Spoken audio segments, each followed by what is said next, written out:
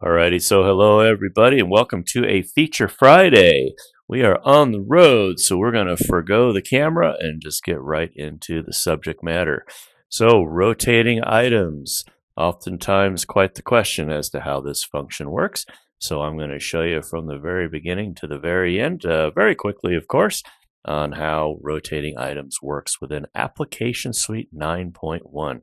So here we go.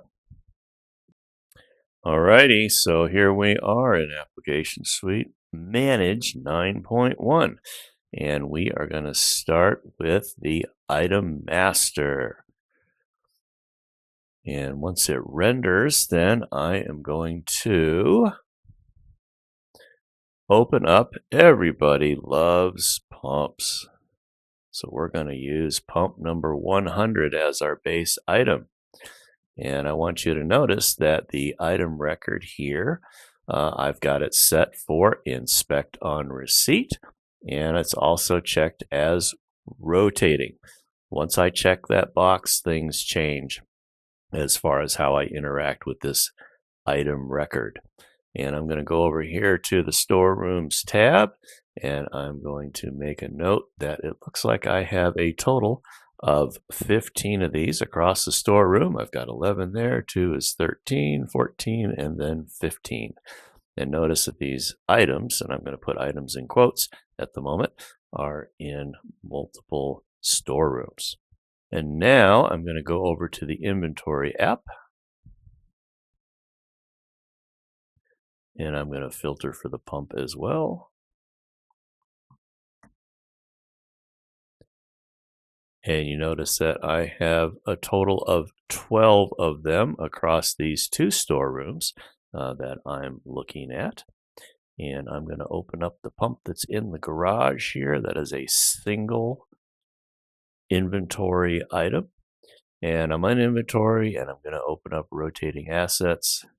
And you're going to see that there is a single asset, the actual physical asset, 11480, that is the actual thing that is in inventory.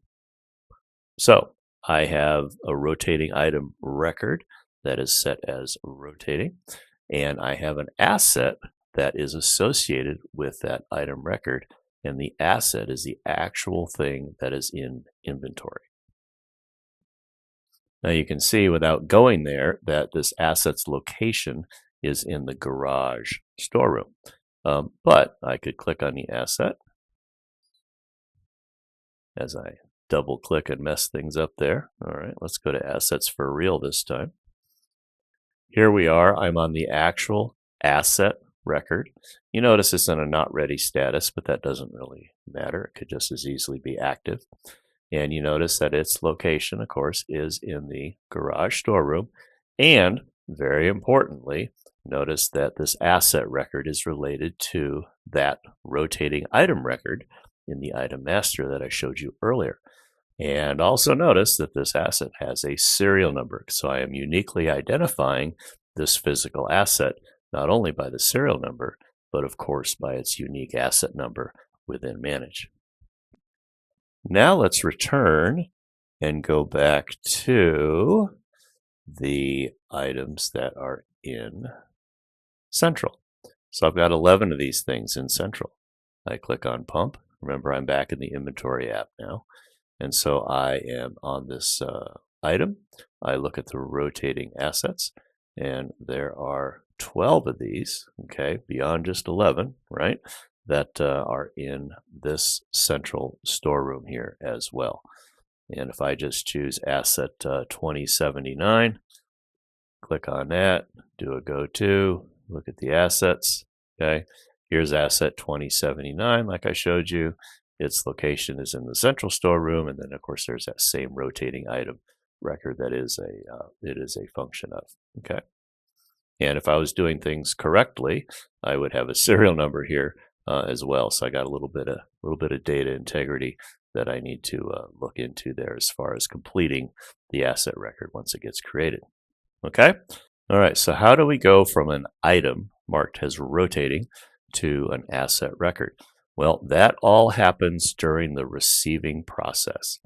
So I'm going to make an assumption that I have a purchase order that has been approved and is in my system.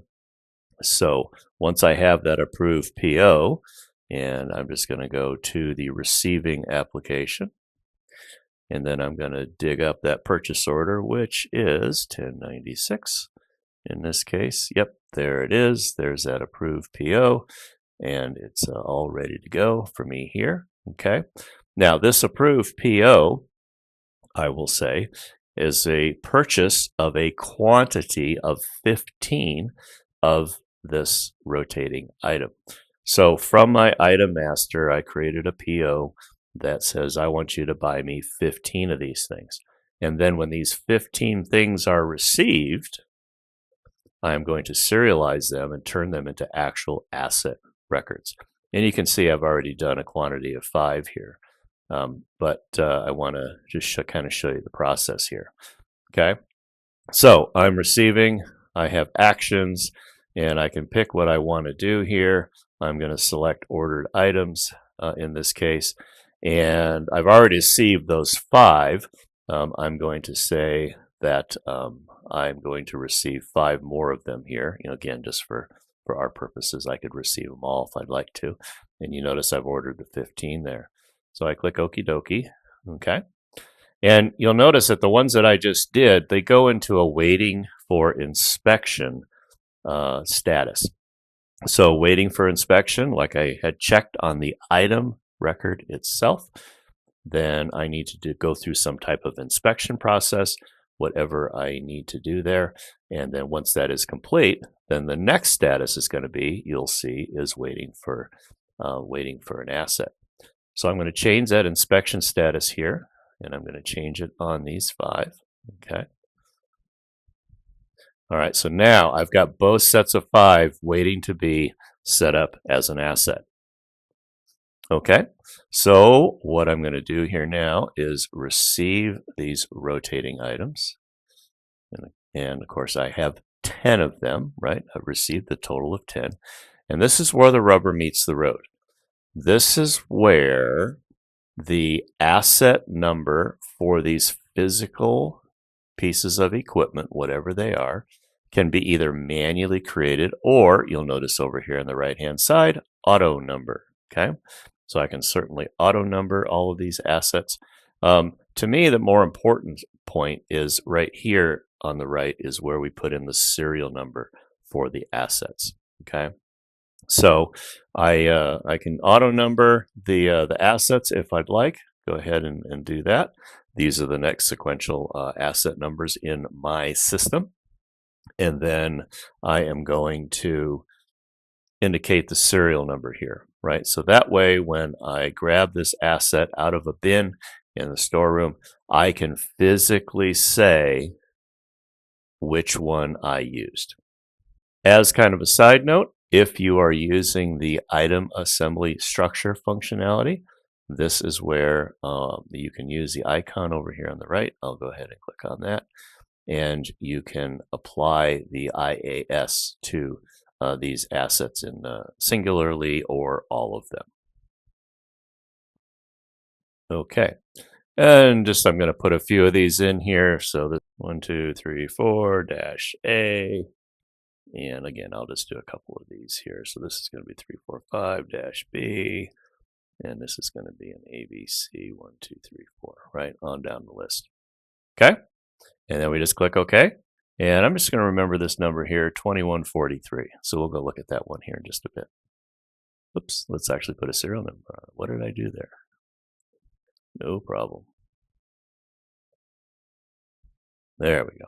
Okay, so 2143, we'll go find that in a moment. All right, certainly haven't received everything yet. That's fine. That's not why we're here. So we're going to go to Assets. We're going to go to Assets, and we're going to look up 2143. And lo and behold, there is our asset number. Note its location. Okay, and let's go ahead and open that thing up. Of course, it's not ready.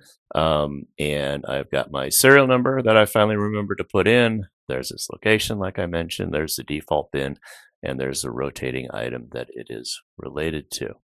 So we went from ordering an item or items, and then we received them, we inspected them, and then we turned them into assets, which now these assets are in inventory at this point to be then either transferred out, issues to work orders, and things like that. So hopefully that was helpful. And stay current, my friends, and we'll talk to you again next week. Thank you very much.